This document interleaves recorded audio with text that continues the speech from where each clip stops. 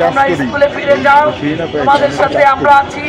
তোমাদের কষ্টে আমরা এই যে তোমাদের আব্বারা কালকে রাতে অনেক কান্নাকাটি করেছে, তারাও সহ্য করতে পারছে না। তোমাদের কাছে এটাই আমার আবেদন, আমারও তোমাদের মতো একটা সন্তান আছে, আমারও তোমাদের মতো কন্যা সন্তান আছে। তোমাদের সাথে একমত হয়ে আমরা চৈতির জন্য আল্লাহর কাছে দোয়া করি, দোয়া চাই, আমরা সবাই ক্লাসে ফিরে যাই। এটাই তোমাদের কাছে আমার দাবি। ঠিক আছে, ঠিক আছে,